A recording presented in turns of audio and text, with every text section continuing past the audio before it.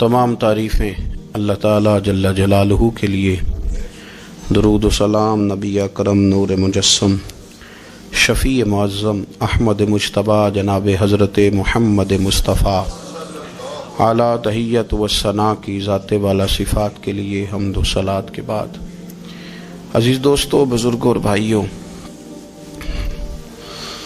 انسان کبھی کبھی اس طرح کرتا ہے کہ وہ اپنے لب و لہجے سے، گفتگو سے، میل ملاپ سے لوگوں کو مطمئن تو کر لیتا ہے، لیکن اس کی قلبی واردات کیا ہے، اس کے اندر تقویٰ کتنا ہے، نیکی کتنی ہے، پرہیزگاری کتنی ہے، اس سے وہ آگاہ ہوتا ہے۔ وہ بہت ساری چیزوں کو لوگوں سے چھپا تو لیتا ہے، لیکن اپنے آپ سے نہیں چھپا پاتا، اپنے رب کریم سے نہیں چھپا پاتا۔ پھر یہ ہوتا ہے کہ وہ جھوٹی تسلیوں سے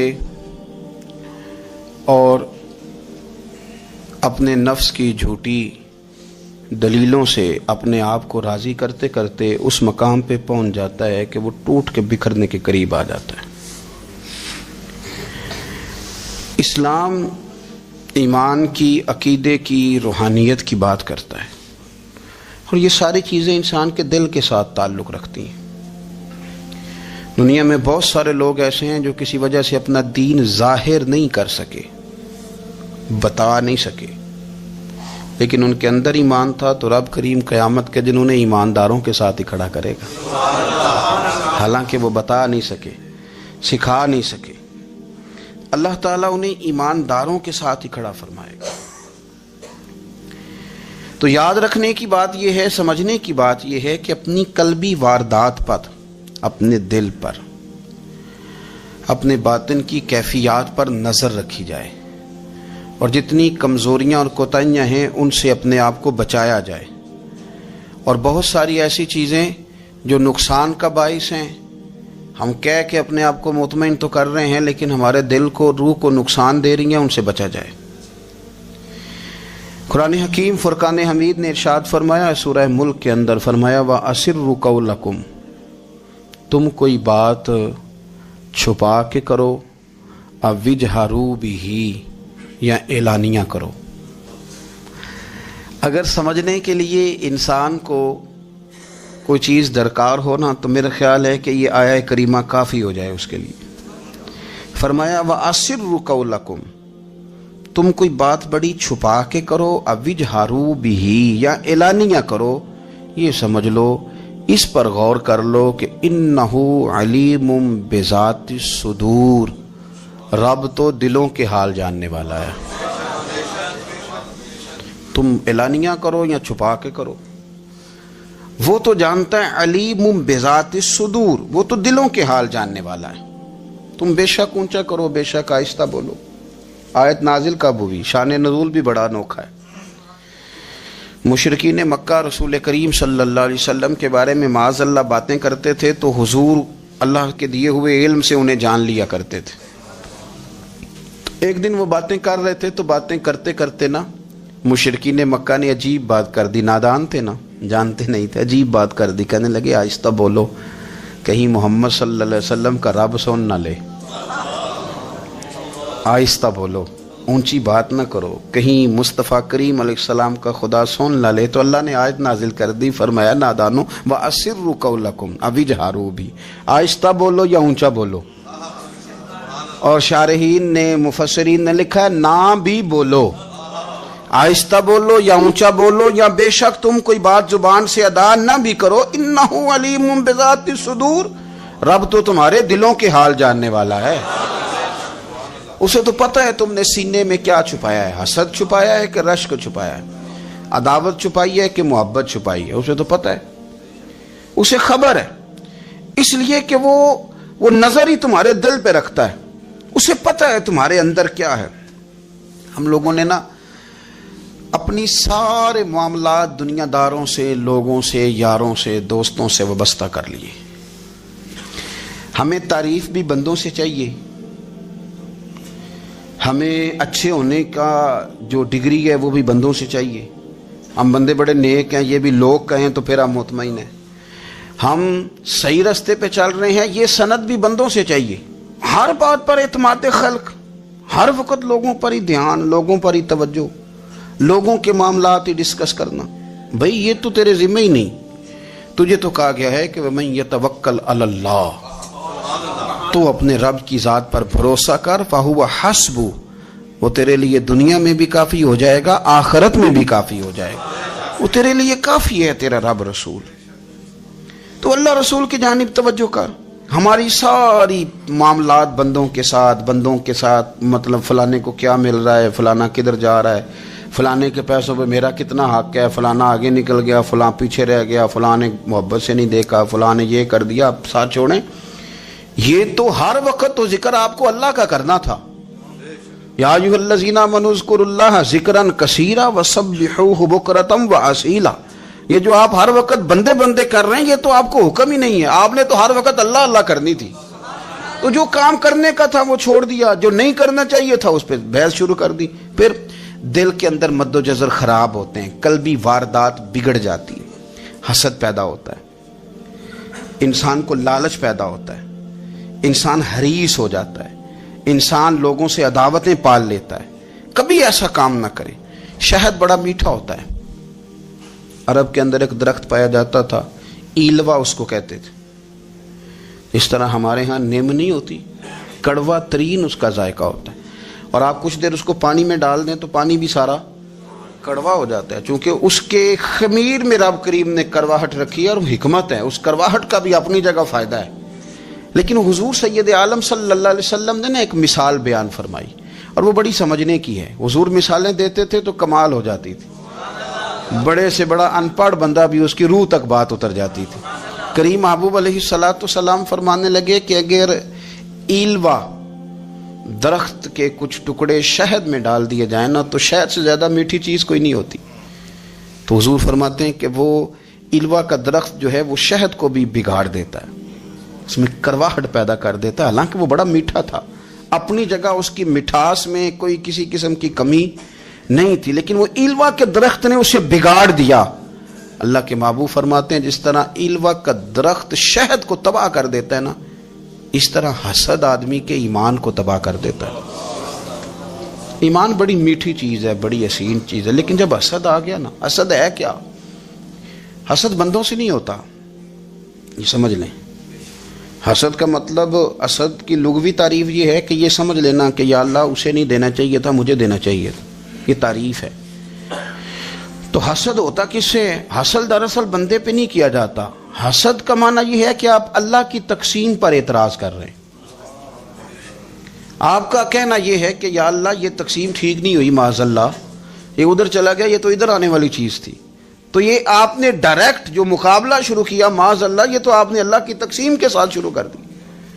تو پھر دل میں بگاڑ آتا ہے، پھر انسان ٹوٹ پھوٹ کا شکار ہوتا ہے، پھر وہ کمزور پڑ جاتا ہے، پھر وہ ایسی باتیں کرتا ہے جو اس کے منصب کے مطابق نہیں ہوتی، کچی بات کرتا ہے، کمزور بات.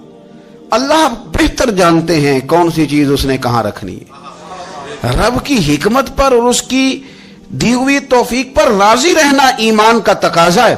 لیکن ہمیں تو چاہیے تقسیم اپنی مرضی کی. ادھر کیوں چلا گیا، ادھر آنا چاہیے تھا. بھئی آپ کو یہ کس نے حق دیا ہے؟ مالک نے جو چاہا، جب چاہا، جہاں چاہا اپنے فضل سے عطا فرمایا.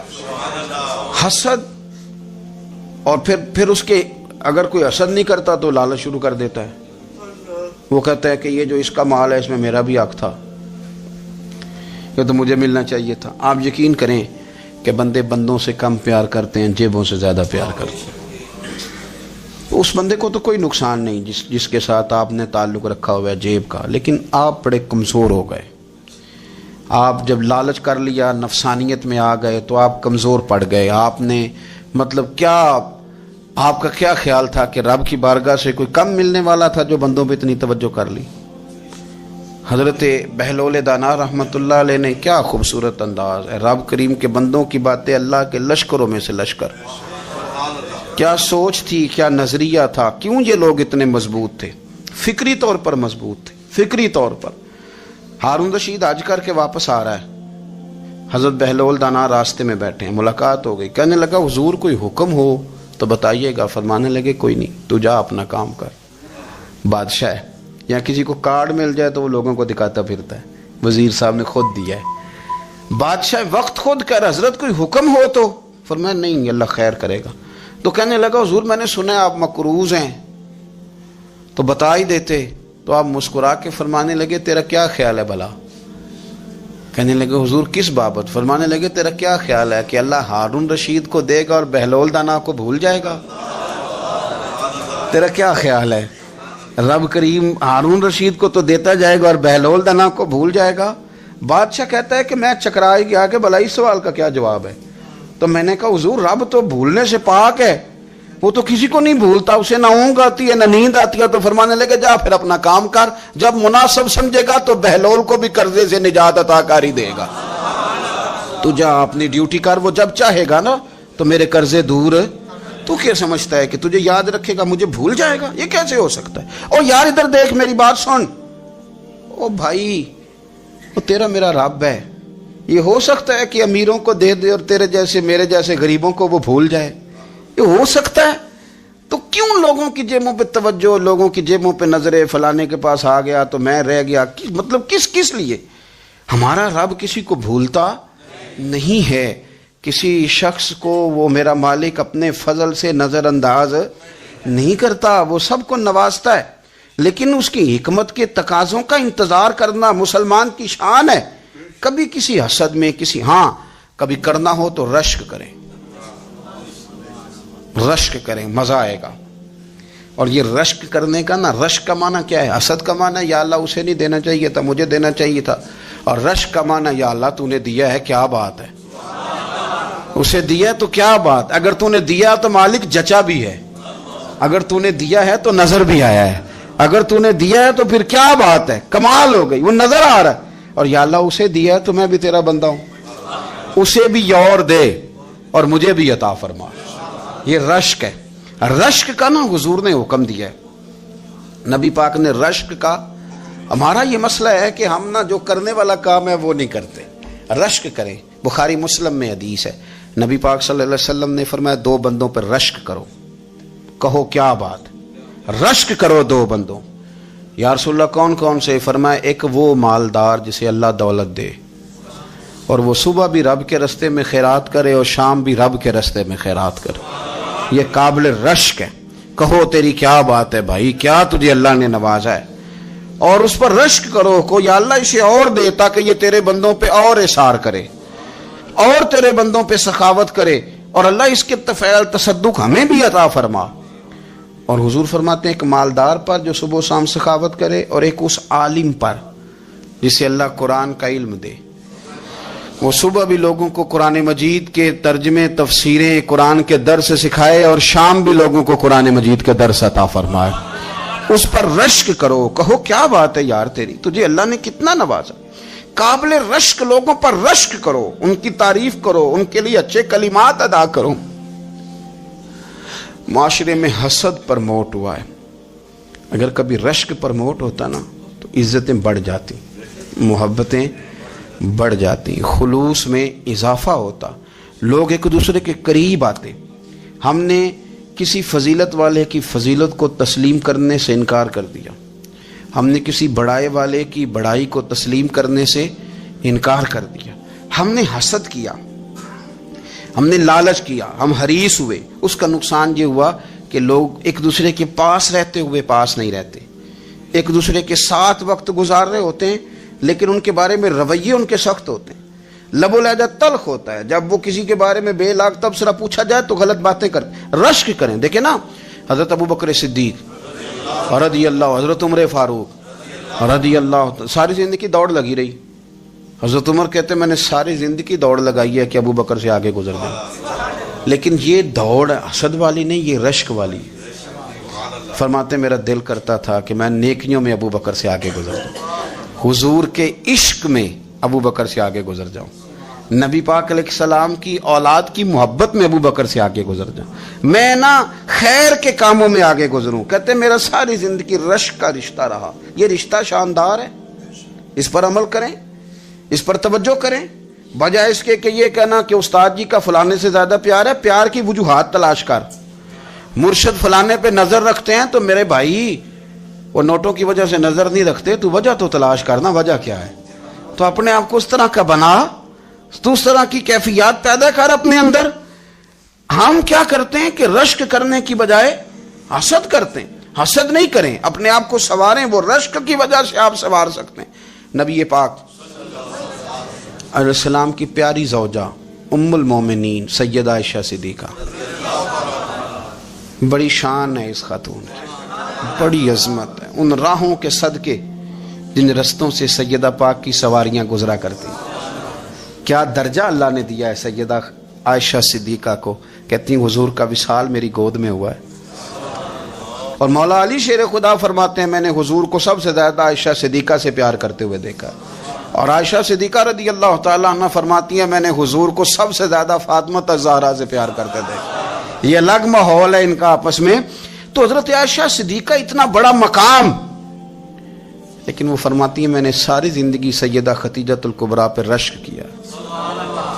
میں نے کہا کیا بات تھی اس خاتون کی جو وصال کر گئیں، لیکن شاید کو دن خالی جاتا ہو کہ مدینے والے ان کی وفاؤں کا ذکر نہ کرتے.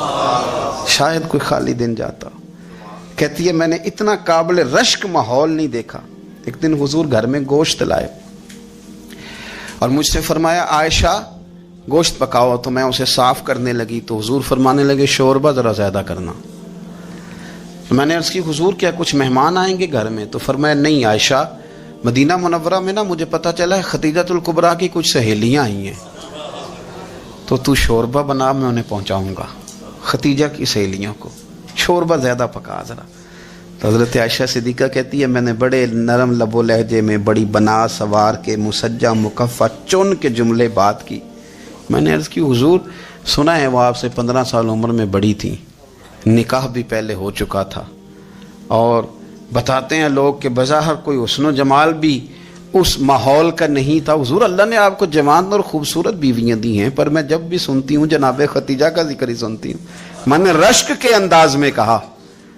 کہتی میں بات کہہ کے خاموش ہو گئی، اور جب میں نے نظر اٹھا کے دیکھا تو حضور کی آنکھوں میں آنسو. نبی پاک صلی اللہ علیہ وسلم کا یہ انداز دیکھا تو میں نے کہا حضور میں رب رسول کی بارگاہ میں توبہ کرتی ہوں، اب تو رو دیے.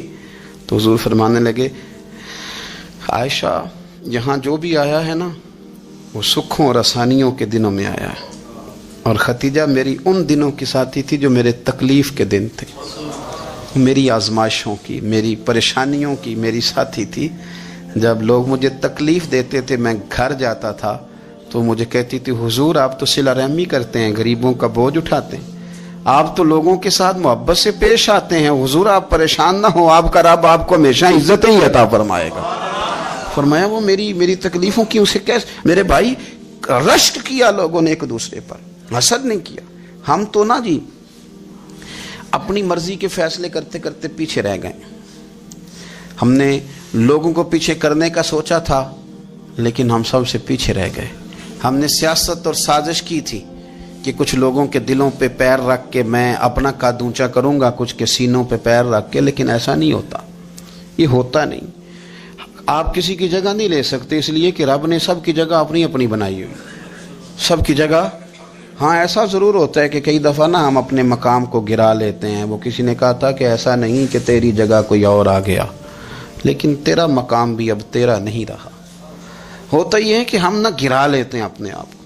اگر ہم رشک کا ماحول پیدا کریں، رشک کا، اور ہم کہیں کہ کیا بات ہے میں بھی سفر کروں گا، اس جانب جاؤں گا، بجائے یہ کہنا کہ فلاں آدمی بڑا آگے نکل گیا ہے، یہ کر کے نکل گیا ہے، وہ کر کے نکل گیا ہے، یہ کہنا کہ یار میں بھی رب کریم کی اس مدد کو تلاش کرتا ہوں جس کی برکت سے اللہ نے اس پر فضل فرمایا ہے. امام غزالی فرماتے ہیں 3 لوگوں میں حسد زیادہ ہوتا ہے، بغض زیادہ پیدا کر لیتے ہیں. اب چونکہ مضمون ہے تو ساری بات کھول کے ہی کرنی پڑے گی نا. فرماتے ہیں 3 لوگوں میں حسد، بڑے عہدے والوں میں حسد زیادہ ہوتا ہے. یعنی صوبائی وزیر کہتا ہے کہ حق میرا ویسے وفاقی وزیر کا تھا، اور وفاقی وزیر کہتا ہے کہ جتنا میرا تجربہ ہے نا مجھے بنایا وزیر اعظم ہی جاتا تو بات ٹھیک تھی. حسد زیادہ، بڑے عہدے والوں میں حسد. اور امام غزالی فرماتے ہیں مالداروں میں حسد زیادہ ہوتا ہے. غریب نے غریب سے کیا جلنا ہے؟ جلنے کو شے ہی کوئی نہیں، کس سے جلیں گے؟ تو غریب تو بیچارہ 4 روٹیاں ہوتی ہیں تو کہتا ہے چلو ٹھیک ہے آ جاؤ، دونوں مل کے بیٹھ جاتے ہیں۔ غریبوں کے دوست بھی غریب، امیر حسد کرتے ہیں، وہ سودے پہ سودا کرتے ہیں، وہ ایک دوسرے کی کمزوریاں بیان کرتے ہیں۔ میں نے گاہکوں کو نفع لیتے دیکھا ہے، فلانے سے مال لیتے تھے جی، اس نے بڑا تنگ کیا تو کہتا ہے اسی طرح کا تو مجھ سے خریدا کر۔ لوگ استعمال کر جاتے ہیں، وجہ بیچ میں کیا ہوتی ہے؟ حسد، عداوت، خرابی ہوتی۔ اور تیسری بات امام غزالی نے شاید میرے لیے کہی ہے، امام غزالی فرماتے ہیں علماء میں حسد بڑا ہوتا ہے، عہدیداروں میں، مالداروں میں اور علم والے لوگوں میں۔ وہ بھی اللہ کی تقسیم پر راضی نہیں ہوتے، چونکہ وہ سمجھتے ہیں مجھے یہ لفظ آتے ہیں، میری قابلیت زیادہ ہے، میں زیادہ پڑھا لکھا ہوں تو یہ منصب بھی میرا تھا، یہ کام بھی میرا تھا، یہ بھی میرے پاس ہونی چاہیے۔ ایسا نہیں ہوتا، یہ تو رب کریم کی عطا ہے۔ میں کئی دفعہ کہہ چکا ہوں کہ کام لینے پہ آئے تو میرے جیسے بیکار آدمی سے کام لے لے، یہ اس کی عطا ہے۔ اب ہمیں کرنا کیا ہے؟ ہمیں اس کی تقسیم پر راضی رہنا ہے، اس کی تقسیم پر قربان جائیں۔ رسول پاک علیہ السلام سے صحابی نے پوچھا حضور عزت کیا ہے؟ فرمایا جو رب نے تجھے دیا اس پہ راضی ہو جا، اللہ عزت عطا کر دے گا۔ قناعت کر، جو اللہ نے تجھے دیا اس پر قناعت کر، اللہ تجھے عزت دے دے گا۔ حضور ذلت کیا ہے؟ فرمایا لوگوں سے لالچ نہ رکھنا، تو ذلیل ہو جائے گا، لالچ نہ کر۔ تیزی کے ساتھ پروموٹ ہوتی ہیں چیزیں، ہمیں سازش کرنی آتی ہے، ہمارا خیال ہوتا ہے کہ میں نے دوسروں کے پیسوں پہ کاروبار کرنا ہے، ہمارا خیال ہوتا ہے کہ پالٹی ڈال کے روٹی کھانی ہے، ہمارا خیال ہوتا ہے کہ کسی بندے کو کس طرح استعمال کرنا ہے۔ یاد رکھ لینا، کبھی بات نہ بھولنا، جو لوگوں کو استعمال کرنا چاہتا ہے وہ ساری زندگی استعمال ہوتا رہتا ہے۔ جو کسی شخص کو کسی مقام پر رسوا کرنا چاہتا ہے اپنی عزت بچا نہیں پاتا۔ جو آدمی لوگوں کو حقیر جانتا ہے اللہ اسے کبھی عزتیں عطا نہیں کرتا، وہ گڑھوں کے اندر گرتا چلا جاتا ہے۔ یاد رکھیں جو عزتیں دینی شروع کر دے رب اسے باعزت بنا دیتا ہے، جو پیار کرنا شروع کر دے معاشرے میں لوگ اس سے پیار کرنے لگ جاتے۔ جو کسی دیکھیں اگر ہم وہاں سے مانگے جہاں سے سب کو ملتا ہے تو پھر بندوں پر اتنی نظر رکھنے کی ضرورت باقی رہتی نہیں ہے۔ ادھر دیکھیں رشک کریں گے تو لالچ سے بھی بچیں گے، حسد سے بھی بچیں گے۔ بخاری مسلم میں حدیث ہے، حضرت ابو ہریرہ رضی اللہ تعالیٰ عنہ کہتے ہیں ہم حضور کی بارگاہ میں حاضر تھے تو کچھ غریب لوگ حاضر ہوئے، غربا۔ انہوں نے عرض کی یا رسول اللہ صلی اللہ علیہ وسلم ایک گزارش کرنے آئے۔ حضور نے فرمایا کہو۔ یا رسول اللہ امیر تو ہم سے آگے نکل گئے۔ حضور نے فرمایا کس بات میں؟ عرض کی حضور نمازوں میں نہیں ہم گزرنے دیتے، اتنے نفل وہ پڑھتے ہیں اتنے ہم بھی پڑھ لیں گے۔ صحیح بتانا صحیح، آج کل یہ نمازوں کا مقابلہ بھی ہے کہ نفل میں نے زیادہ پڑھنے، عبادت میں نے۔ ہمارے صاحب رحمۃ اللہ علیہ فرمایا کرتے تھے آستانوں پہ گدی نشینوں کا تو رولا ہوتا ہے، اللہ اللہ کرنے کا رولا نہیں ہوتا۔ یہ تو شور ہوتا ہے کہ سجادہ میں ہوں سجادہ، اور سب نے کوئی نہ کوئی کہانی سنائی ہوتی، کہتے نہیں ابا جی مجھے کہہ گئے تھے کان میں، دوسرا کہتا نہیں مجھے لکھ کے دے گئے تھے، تیسرا کہتا تمہیں تو پتہ ہی نہیں، تم تھے ہی نہیں، عمرے پہ تو میرے ساتھ گئے تھے، جو میرے ساتھ ان کا معاہدہ ہوا وہ خانہ کعبہ میں ہوا ہے، لہذا میرا پہلا نمبر ہے۔ سب کے پاس کوئی نہ کوئی معاملہ ہوتا ہے، یہ سارے کام کوئی ضروری نہیں۔ ضروری کیا ہے کہ وہ جو کہتے تھے کرو، جس نے سب سے زیادہ کر کے دکھایا وہ زیادہ جانشین ہے، وہ زیادہ جانشین ہے جس نے زیادہ کر کے دکھایا۔ معاملہ تو یہ ہے کہ اس رستے پہ کس کس نے چلنا ہے۔ لوگ تو سجادہ نشینی سے بھاگا کرتے تھے، بھاگتے تھے۔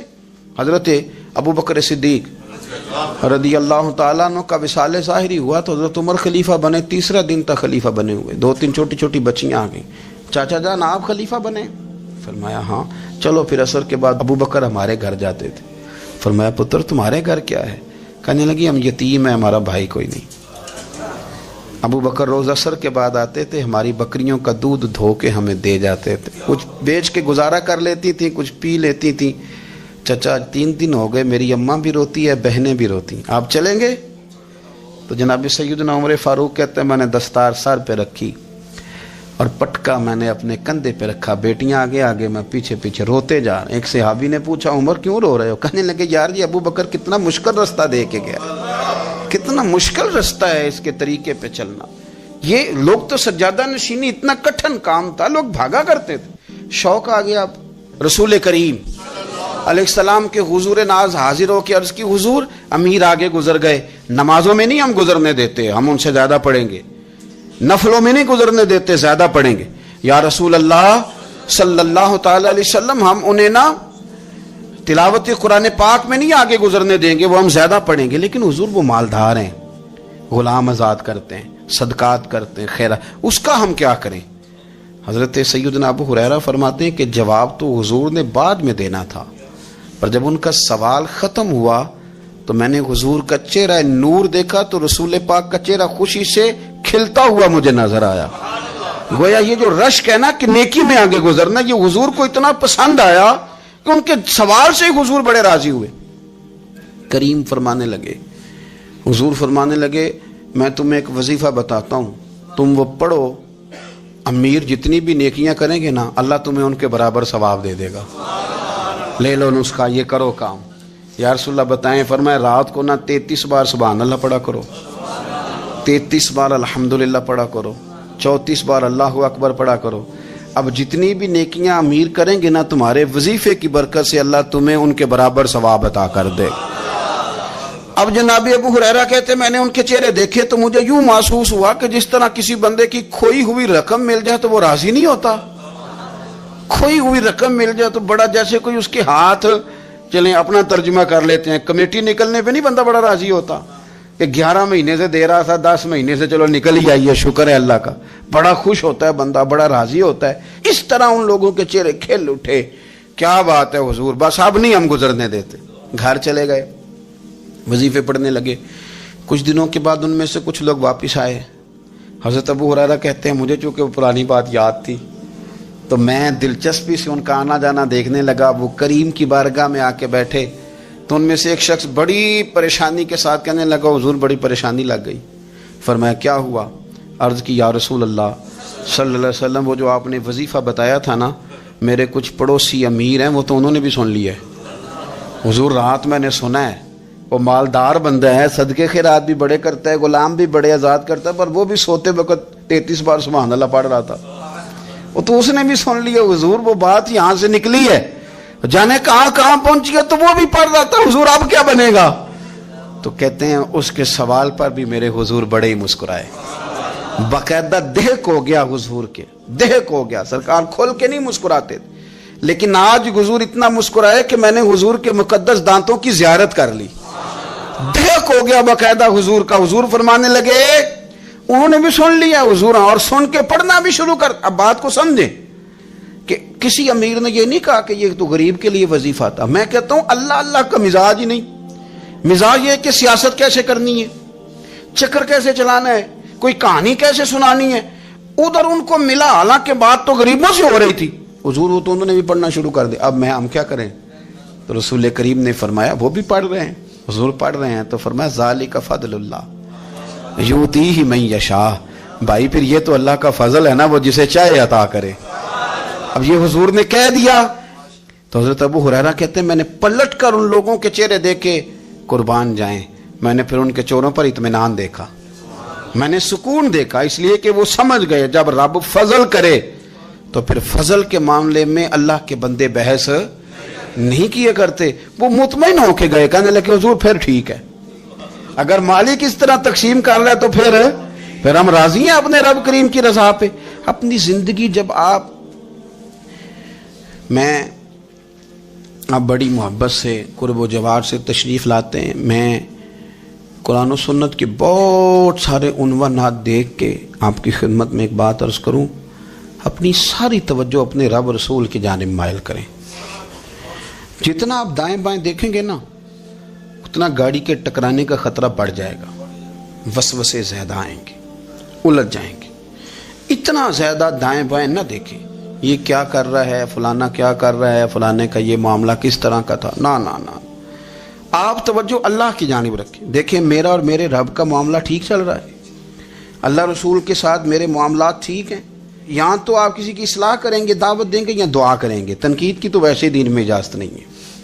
आपने यहाँ किसी की इस्लाह करनी और वो दर्द के साथ करनी, और यहाँ किसी के लिए दुआ करनी है कि या अल्लाह इस बंदे पे रहम फरमा, इसे बदल दे। तनकीद की और तंज की तो इजाज़त اپنا معاملہ رب کریم کے ساتھ، ہماری سوچیں کس طرح کی ہیں، ہمارے اندر ماحول کس طرح کا ہے، وہ چونکہ دلوں کے حال جانتا ہے. اور نبی پاک صلی اللہ علیہ وسلم نے فرمایا نہ تمہاری جیبیں دیکھتا ہے نہ تمہارے چہرے دیکھتا ہے، وہ تو جب دیکھتا ہے تمہارا دل دیکھتا ہے. اس کی کیفیت کیا ہے؟ حضرت انس بن مالک رضی اللہ تعالیٰ عنہ فرماتے ہیں، اس حدیث کو یاد رکھیے گا، حافظ منذری نے ترغیب و ترہیب میں لکھی ہے. فرماتے ہیں کہ حضرت انس بن مالک رضی اللہ تعالیٰ عنہ فرمانے لگے کہ ایک حضور کے ایک غلام، ایک صحابی بیمار تھے، تو حضور نے فرمایا انس چلو تیمارداری کرتے ہیں. کہتے ہیں حضور کے ساتھ گئے، نبی پاک صلی اللہ علیہ وسلم پہنچے. جب ہم نے اس شخص کو دیکھا تو حضرت انس کہتے ہیں ہم پریشان ہو گئے، کیونکہ ہم نے اسے بڑا صحت مند دیکھا تھا، وہ کمزور ہو گیا، وجود پر بہت سارا گوشت دیکھا تھا، اب ہم دیکھ رہے ہیں کہ وہ ہڈیاں ہی ہڈیاں رہ گئی ہیں، چہرہ بڑا بارونق تھا، اب کمزوری ہو گئی. رسول کریم تشریف لے گئے اور حضور اس کی چارپائی کے سرہانے بیٹھے، اور جب حضور نے اپنا دست مبارک اس کے بالوں میں رکھا اور نبی پاک نے دست شفقت پھیرا تو کہتے ہیں اس شخص نے آنکھیں کھولی اور حضور کا چہرہ دیکھا تو اس کی خوشی کی کوئی انتہا نہ رہی، بڑا راضی ہوا، بڑا راضی. اور حضور نے اس کے لیے دعا کی، اس دعا پر بھی اسے بڑا اطمینان قلب بھی نصیب ہوا. کہتے ہیں حضور اکثر تیمارداری فرماتے تھے، پر آج نہ حضور نے ایک نرالی، انوکھی اور انفرادی بات ارشاد فرمائی. حضور نے فرمایا تو بڑا صحت مند تھا، کمزور ہو گیا، بڑا طاقتور تھا تو ضعیف ہو گیا، ایک سوال کا جواب تو دے. یا رسول اللہ فرمائیے.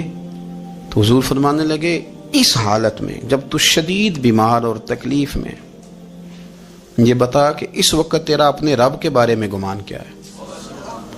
حضرت انس کہتے ہیں پہلے حضور بیماروں سے یہ سوال نہیں پوچھتے تھے، آج پوچھا، کیونکہ صحت میں لوگوں کی زبان پہ شکر ہوتا ہے اور بیماری میں شکوے ہوتے ہیں، معاذ اللہ. اس وقت اللہ کے بارے میں یہ سوچ حضور نے ہمیں دی ہے. تم نے ہر وقت یہ ذہن بنانا ہے کہ یہاں رب کریم کے بارے میں کیا تصورات پل رہے ہیں، آوازیں کیا اٹھ رہی ہیں، اس وقت تیرا اللہ کے بارے میں گمان کیا ہے. تو جناب انس بن مالک کہتے ہیں اس نے ہمیں اشارہ کیا کہ مجھے اٹھا کے بٹھاؤ. ہم نے بٹھایا تو کہتے ہیں پھر اس نے اپنی آنکھیں کھولی اور حضور کے چہرے نور پر نظر کر کے نظر جھکا لی. عرض کرتا یا رسول اللہ میں کمزور ہوں، بیمار ہوں، تکلیف میں ہوں، اٹھ نہیں سکتا، کھا نہیں سکتا، پر حضور ابھی بھی میرے دل سے آواز یہی نکلتی ہے کہ میرا رب بڑا ہی کریم ہے، میرا اللہ بڑا ہی مہربان ہے، وہ بڑا ہی معاف کرنے والا ہے، وہ اپنے بندوں سے پیار ہی بڑا کرتا ہے. آپ میری بات کو سمجھیں، کیفیت کیا ہے اور الفاظ کیا ہیں. حضور وہ مجھ سے بڑی محبت کرتا ہے، بڑے پیار والا ہے. یہ لفظ کہتے کہتے آواز بھرا گئی، آنسو نکل آئے. پھر اس نے تکلیف زیادہ محسوس کی تو وہ لیٹ گیا اور پھر اس نے حضور کے چہرے نور پہ نظر ڈالی، کلمہ پڑا، روح ہی پرواز کر گئی. حضرت انس بن مالک فرماتے ہیں ہم اس کے گھر سے نکلے اور جب حضور اس کے کمرے سے باہر آئے تو رسول کریم نے پلٹ کر رک کر پھر پیچھے دیکھا اور فرمایا انس اگر کسی جنتی کی زیارت کرنی ہے تو میرے اس غلام کا چہرہ دیکھ لو. اس لیے کہ جن لوگوں کے نظریات رب کریم کے بارے میں اس طرح کے ہوں پھر ان کے خاتمے خیر کے ہوتے ہیں، پھر اللہ ان کے لیے جنت کے فیصلے فرماتا ہے. اپنے افکار میں، نظریات میں، سوچوں میں کوئی ضروری نہیں ہے کہ ہم لوگوں کو دو لفظ کہہ کے مطمئن کر لیں تو ہم خود ضمیر کے قیدی بن کے زندگی گزار دیں. یہ معاملہ ٹھیک نہیں، یہ صحیح نہیں چلتا. آپ اپنی قلبی واردات پر، قلبی خیالات اور تصورات پر کڑی نگرانی رکھیں گے. آپ دیکھیں گے کہ کہاں یہ مجھے خرابی کی طرف لے کر کے جا رہا ہے، کہاں یہ بدگمانیاں پیدا کر رہا ہے، کہاں یہ خرابیاں لا رہا ہے. یہ سختی پیدا کر دے گا، نفرتوں کو، لالچ کو، حسد کو، عداوت کو یہ بڑھا دے گا. آپ اپنے معاملات پر اپنے دل کو ہمیشہ حاضر رکھیں. اللہ اپنے محبوب کا صدقہ فضل کرے، وہ مقلب القلوب ہے. تو ستا اٹھ کے کوئی نہیں خوش ہوتا،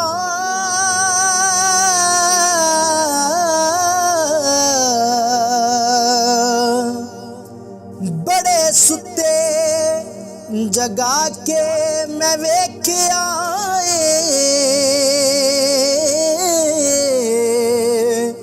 اوے کتے جیا نہیں کوئی وفادار ڈٹھا،